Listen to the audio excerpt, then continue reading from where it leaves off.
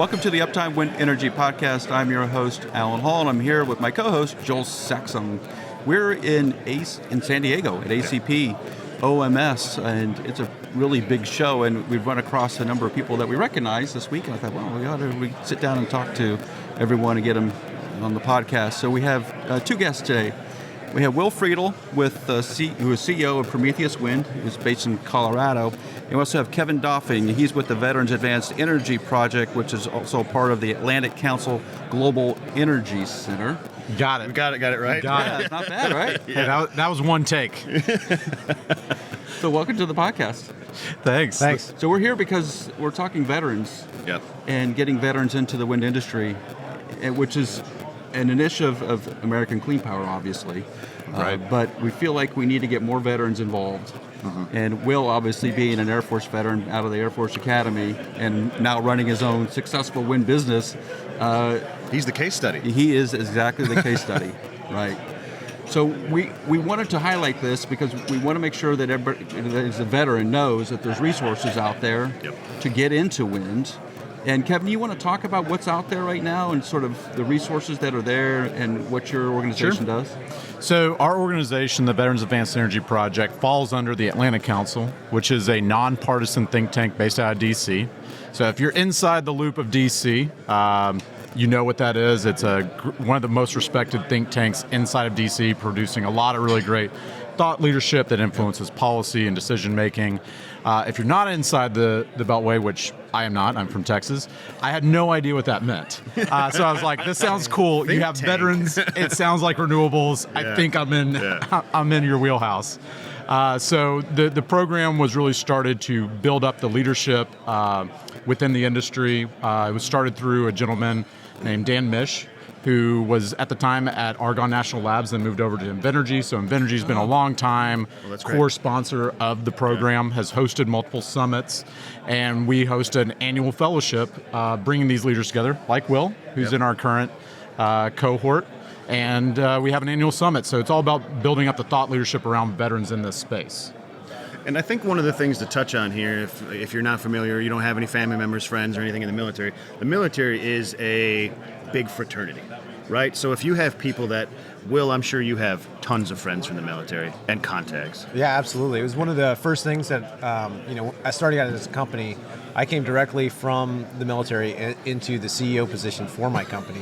And so I had like zero contacts, zero knowledge, zero anything. Right. And, it was really hard to break in just going, hey, I'm Jerry Schmo trying to start a company. But as soon as I started reaching out to veterans, saying, hey, all across the space, what's important to you, for my company, what do you recommend? What's I just need some advice. And it was overwhelming. Almost every contact that I got for anybody who's consistently on LinkedIn would get back to me and be like, hey, I'll help out where I can.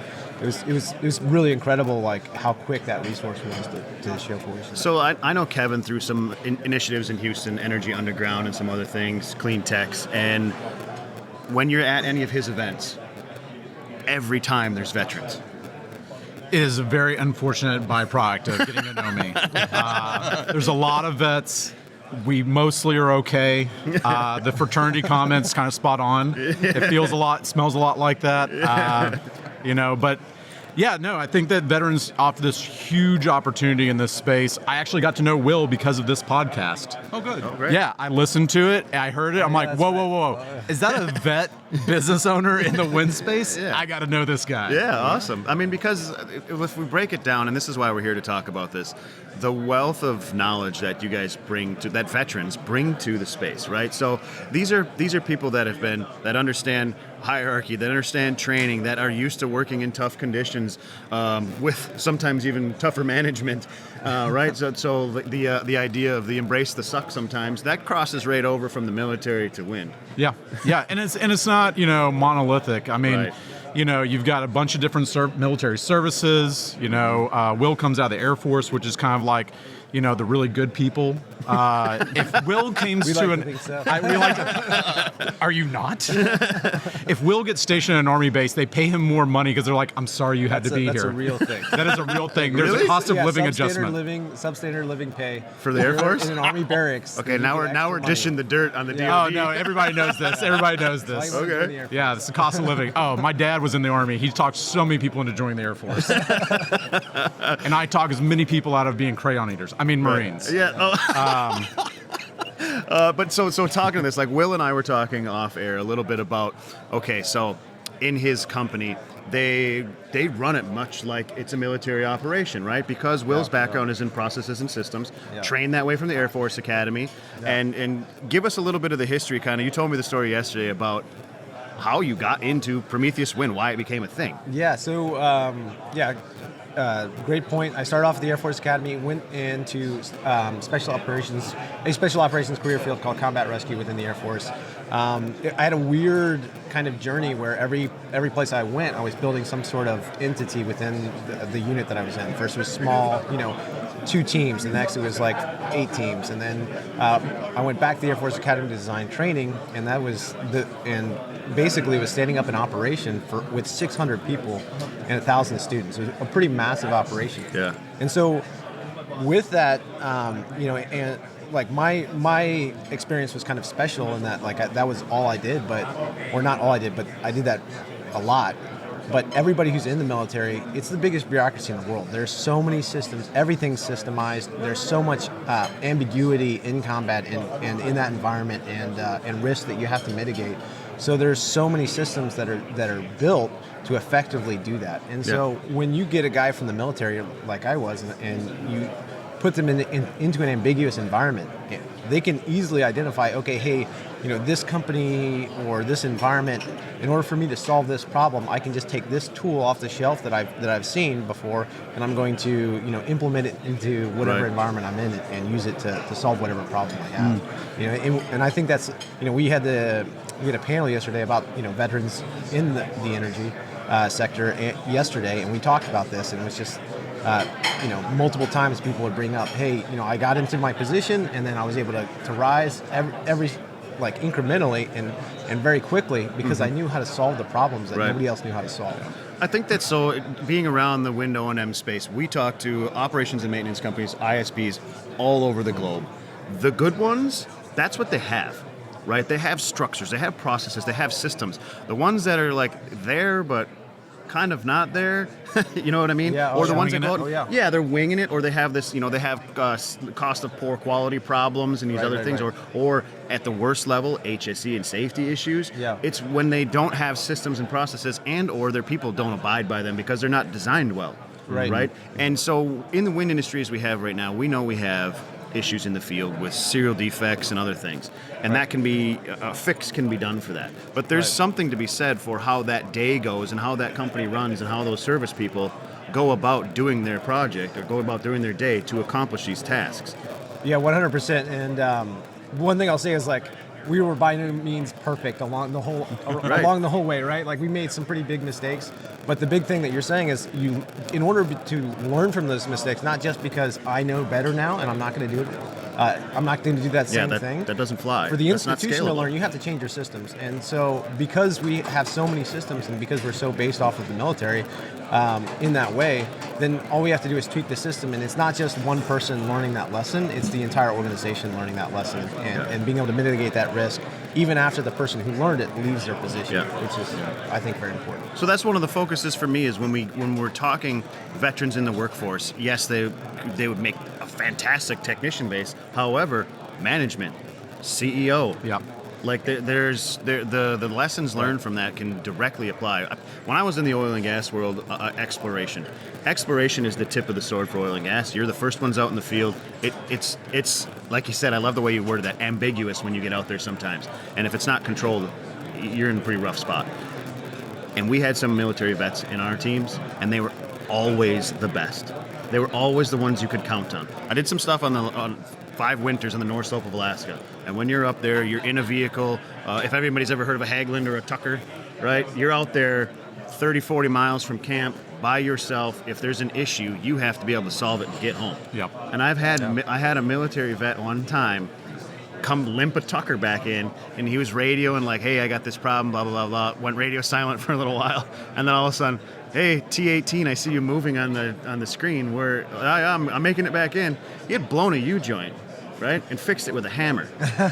Like, he blew a U-joint in a freaking 15,000-pound Tucker, figured out how to get a hammer in through the U-joint, and then wire it up with like baling twine and wire and duct tape, and limp this vehicle back. I was like, man, this guy, he's good. He's one of mine forever now. And I'd like to talk like a little bit about what the military does to kind of produce that in people, because it's not something of chance. It's not like, oh, they went to the military, so they, by chance they have that skill set. Like people who go through the military, you talked about leadership. At every stage of their military development, they get leadership training. Basic training is to teach you how to have the discipline to take care of yourself. Well, once you go into the military, pretty quickly you're taking care of other people, and then there's another school that you go back for leadership training, and then you go back to the line units, and you keep going. And at every stage of where your responsibility shifts, you get more leadership training. And so when you get out, most of these guys, especially if they've been in for any length of time, have way more formal leadership training than is found almost in any other industry.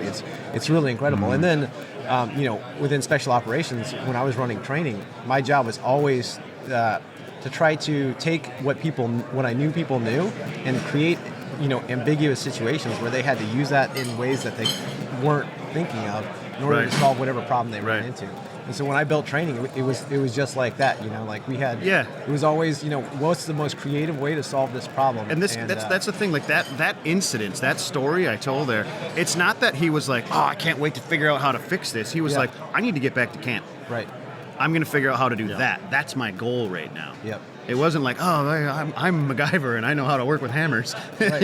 You know? Yeah, it was just hey, here's a problem. Yeah. I think I can find a solution, and I'm gonna noodle on that solution for longer than anybody else because I've got practice, trying to figure out ambiguous situations. I mean, when I came out of the military, I went through one of these headhunters that place junior military officers into corporate America. One of the things they talk about is that, at 24, 25, I had a level of responsibility that most people in corporate America have in their 30s.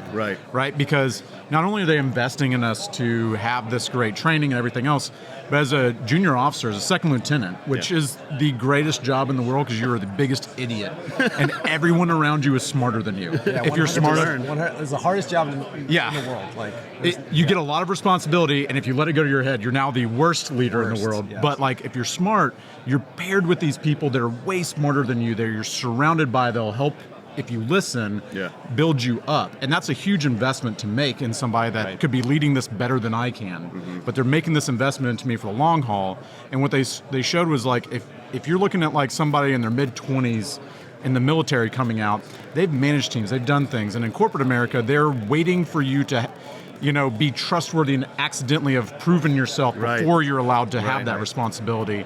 And so there's just a better method of developing leadership through execution in the military. Well, they have to have that because people get out so quick. Right, but it's part of the process, right? It's a great process. It's planned that way. This is how we're going to operate this thing. And I mean, that's one of the things I think about our industry. There is not a clear pipeline of talent on road from the military into this. We were talking about it yesterday, and big thanks to Josh Rogers, who's a naval vet and runs the workforce group over at ACP. But I mean, he set up the panel, and we had really great guys. But there's almost 250,000 vets coming out of the military every year. Really? And we do not have a steady state pipeline of that talent coming in. 90% is enlisted, which means more than likely they don't have a college education. They fit that technician to senior lead.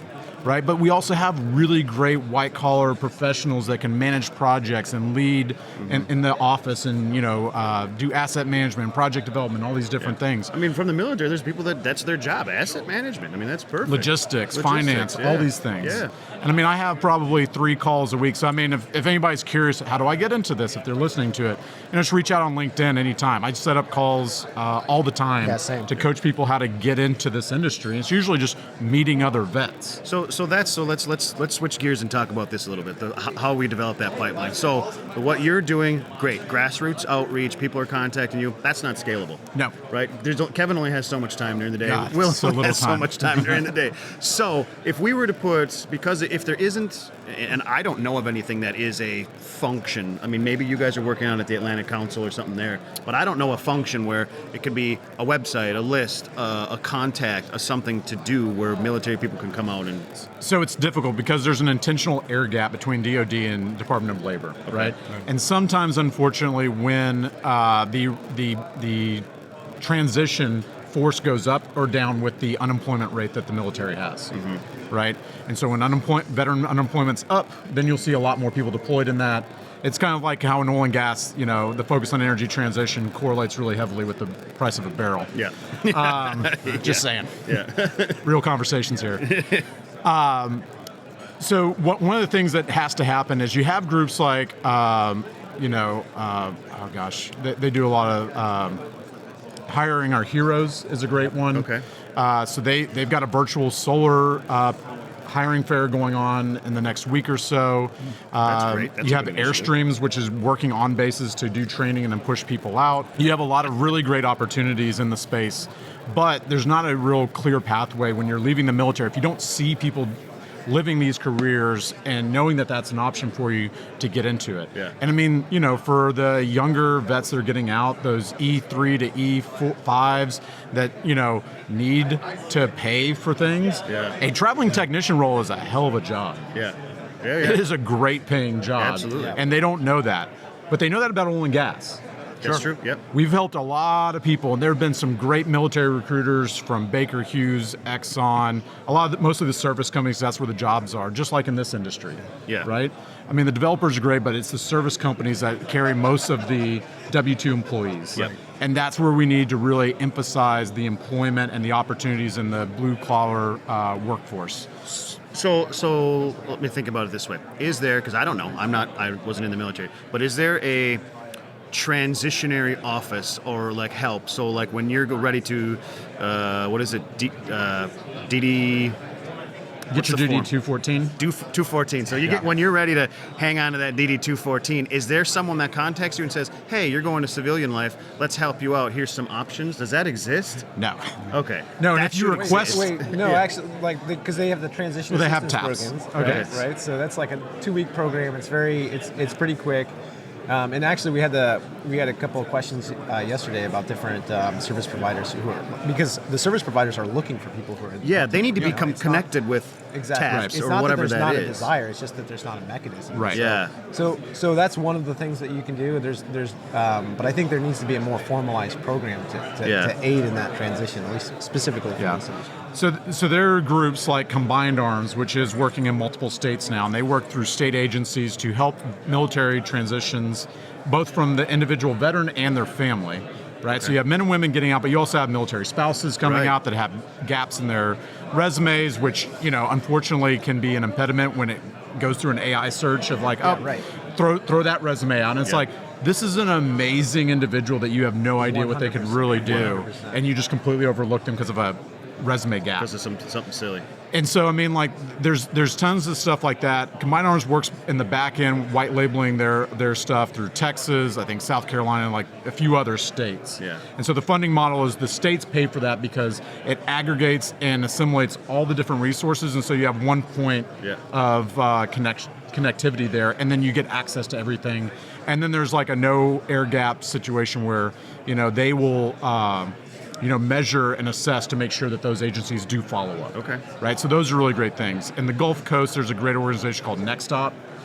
They do a lot of great opportunities inside of energy, and they're trying to get through some of the DOL funding that came out of the IRA bill, some of the increased programming. So they're a great team there. Stuff that needs to be in the IRA bill. Mm-hmm. Texas, a great market. Someone told me one time, that's a weird saying, I guess. Great market. Be a great market to find these veterans, because I think someone told me one time that it's like 17 to 19% of our military comes from the state of Texas. Yeah, it's huge. It's overwhelmingly a large surprised. percent compared to the rest of it. We don't pay state tax. That's one of the big things. So like a lot of them in Alaska. Texas, Florida, you'd be surprised. Yeah. Well, and also you have great benefits if you enlist in Texas. When you come out after you utilize all of your GI bills, you can get a full 4-year education for free under the Hazelwood Act. That's great. So I mean, like tons of opportunities that don't exist in other states. Okay. But I mean, to really build this up, what companies need to do is they need to find the veterans that are already working for them, because it's such a fragmented market and it's so much on word of mouth and trust. Okay. That if you don't have veterans inside your company, it's really hard to get those first placements, because you come at it from like a charity perspective, and you should not. The bar goes up, not down. Yeah. Right. Right. I've seen companies refuse to do military hiring because they tried to do charity hires, and then they were very disappointed. These are like hush hush, closed door, like, hey, Kevin, we tried this, but like it didn't work out. I'm like, what did you do? Well, we were hiring welders. Okay. So we hired 12 guys. Okay. I like where this is going. And then we put them to work. I'm like, okay, what was the training like? What do you mean? You said were they welders in the military? No. So you just grabbed some And like called sad them welders? puppies and you expect them to pull a cart? I mean, like, what are we talking here? Yeah. And so like it didn't work out for them, and they're like, we give up. Yeah. Right? So there's great organizations that can help coach them through that process, but the best thing is if you have military veterans in your staff, like talk to them first. Yeah. If you're at a big company, look at starting or enhancing your veteran employee resource group. Yeah. So let's do this. Action items. If we were to list off 3, 4, 5 action items that the wind industry, and the solar industry for that matter, the renewables industry can do right now. Number 1, we're talking, if you're already an ISP or you're an asset owner or whatever that needs a workforce, go internally. Talk to the vets that you already have about what the work means to them and what their networks look like, because you can find people that way. Yeah, because they're going to tell you why is being a veteran meaningful to this company. Yeah. I'm already here. I know what it is. Yeah. I know how to find the right culture fit. Right. Well, they'll also be able to tell you what like military career fields fit well with the company. Yeah. Say, hey, That's a these good- kind yeah, of that's a- you know these are the this kind of people. position fits well with this kind of MDS. So then if you're one of these same people looking, and you're a recruiter or you're responsible for their HR or their workforce, connecting with something like the TAPS program or Next Stop or one of these other opportunities that are out there, if you're looking for people, go connect with them. Yeah. I know that if you talk to any ISP walking around this show floor, there's 1,000, 1,500 people here. Yeah. Probably 1,000 of them. They're all saying the same thing. They're all internally in every one of their board meetings or management meetings saying, everybody's a recruiter. We need people. Everybody in this room is saying that. Right. They need to come up with a plan to tell their recruitment staff, go and engage. Yeah. Don't sit and wait. Go be proactive, because these people are out here Right. and we need them. Well, they need to tell those stories not just on Veterans Day or Yeah. Memorial Day Yeah. or on 9/11. Like, Yeah. that's great. But I mean, like, just highlight the fact of what these employees that you have already on staff are contributing to your company and how that has a relevant tie from the military. So, like, don't just highlight what they used to do. Talk about what they're doing today and in the future based on their past. Yeah. And recognize like when they're doing well and when they're advancing, it's not just because they're good people. It's because they're good people who have good, solid training and a great foundation before they got into that position. Yeah, you're getting a pre-groomed employee. Yeah. Yeah. And I mean, go ahead. The other thing I'd say is, you want to approach the problem from the ground up as well. If you're a veteran trying to get into this industry, the thing to know, just like me, there are veterans everywhere, at every level, and every type of organization across the entire industry. And and they're a fantastic resource because everybody who's a veteran wants to help other veterans out. Right. Especially if you're in the same service.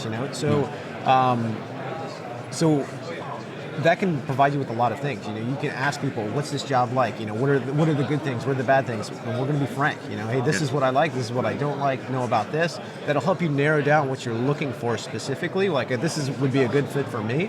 And then once you find that, then you do some more networking. You figure out, okay, hey, how do I communicate value for that position? So when I go to that interview, it's not like, I'm just talking about my past. It's like, hey, I'm talking about my past, and I'm going to talk about how I can apply it to this specific situation. You know what I mean? And you're not going to get that without a certain level of industry knowledge. And the networking is how you get that when you're making that transition. And they should be listening to this podcast. I mean, like, you got to hear the 100%, industry. that's what I did. Yeah. I mean, like, I listened to podcasts for a couple of years before I moved to the industry, just so I knew just the jargon, how people talked, the cadence, how happening. people saw things, having some situational awareness. Yeah. You have some talking points if you meet someone from industry to be like, oh, did you hear that Siemens is recruiting military veterans at their training center in Orlando. Yeah. No way, that's cool. Just little things, which is a real thing. But to Will's point, I mean, like the thing I always have to talk about with veterans is like, you're enough. Right? Like I always get, because we're such training heavy, like, hey, you got to go back training, get your next duty station, whatever, is they're always like, how do I get my PMP? How do I go get this certification? I'm like, you don't need jack. Yeah. You are enough to get in this industry. What you do need, though, is to sell yourself better. Right. So a lot of times they just will rattle off everything that they've done and stop. Instead of like cherry picking that, like you're telling a story, and it's like, I did these things, and that's why I'm going to be a great technician. I did these things, that's how I'm going to be an amazing, project developer. And understand that the civilian world is not combat. Like if you can sign up and say, hey, I can do these things and I can accomplish these things without knowing 100% of what you're doing. If you sign up and overcommit yourself in a combat environment, you can get somebody killed. You know what I mean? Right. Like, hey, I'm trained on this thing, I'm just going to use it. Then you don't know how to use it. In the I'm not saying like don't do things you're not trained on for safety wise, but like leverage the fact that like, hey, you may not have the industry knowledge, but you can do that position. You're not going to go there and you're not going to know everything about it, but you will be able to adapt very quickly and very well. Yeah. So I want to make sure that we touch on the Atlanta Council and what you guys are doing as well. So I know that you're planning on a big summit next fall. Yeah, so we'll have our next Veterans Advanced Energy Summit in October, that first week of October. So that'll be in DC. We'll have a full day of panels. One of the panels that we'll be doing will be talking about base security and energy. So we'll have some folks from one of the DoD groups talking about how they're securing and kind of microgridding and islanding, and also supporting the supply chains coming in. A lot of different stuff with some of the policy makers. Because our motto is national energy security is national security, and so this stuff matters. Especially a lot of us that were deployed to Iraq and other places. I mean, like, we're there for some very obvious reasons. And now, I mean, once we secure these things, then we'll be fighting over water or whatever. But I mean, like, in the intermediary, like, we should be able to secure our energy future. And a military perspective on that is clutch. One of the other projects we're doing outside of the Atlantic Council with Project Vanguard is to really mobilize military veterans inside of these local community engagement campaigns for grassroots advocacy. That's a problem in the wind industry right now. Huge problem. Right. You have all these counties shutting down even the opportunity to build, which brings jobs, which increases the tax basis, right? Yeah. Which Economic is telling other people how to manage their land use. Right, which is un-American in my opinion. So, those are opportunities that I'm talking with developers on. How do we get this, not a red, not a blue, not a coastal thing. Like, listen, it's a pragmatic American first message that military veterans are best provided to deliver. Yeah. Right? Like, if you don't think that I give a crap about like America, then I've sacrificed some things for it. I mean, listen, I mean, like, I'm not a selfless guy. I'm still in business. But I mean, like, if that's something that, folks listening to this on the military and veteran side are interested in, again, reach out on LinkedIn. Yeah. We're pre-qualifying people across the country to go get engaged in this. And it's something that, whether it's just some side time or it's a way for you to get exposure and see if you like project development, it's a great way to build a talent funnel into this industry. Because too many times, like, I had a hard time getting in, being told I was overqualified and inexperienced because I'd owned an oil field distribution company, and I tried to get like associate jobs at some of these IPPs, and they're like, I'm sorry, you're 38. Isn't it a little too late to change your job and change your career? And I'm like, oh, buddy. Here you are at 26 thinking you got it all figured out. I just want to give you a hug and a hot cocoa. Okay, guys. Life's got some swings for you. Yeah, fantastic. So this is a message for anybody listening to Uptime. If you want to get engaged, bringing military vets in, or if you have an idea, or if you're looking for some guidance, Will, Kevin here, find them on LinkedIn. Will, give a shout out to the company. Where can they find Prometheus? How can they get a hold of you? Yeah, our website is www.prometheuswind.com, and then you can always link up with me on LinkedIn and chat about it that way as well. What kind of services do you provide there? Great question. Appreciate the plug. I'm here for you. Yeah, we do blade repair, and then we also do like end of warranty inspections, gearbox inspections, internal walkdowns, MCCs for construction and repower, that kind of thing. And so, Kevin, in what you're working on, I know you're helping a lot of different organizations. But what's the best way to get a hold of you? Yeah, just reach out on LinkedIn.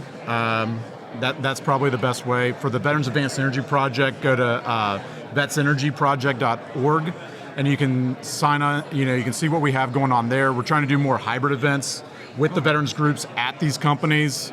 So we're just talking to NextEra, Investus about that. Great. Getting them to host some local events that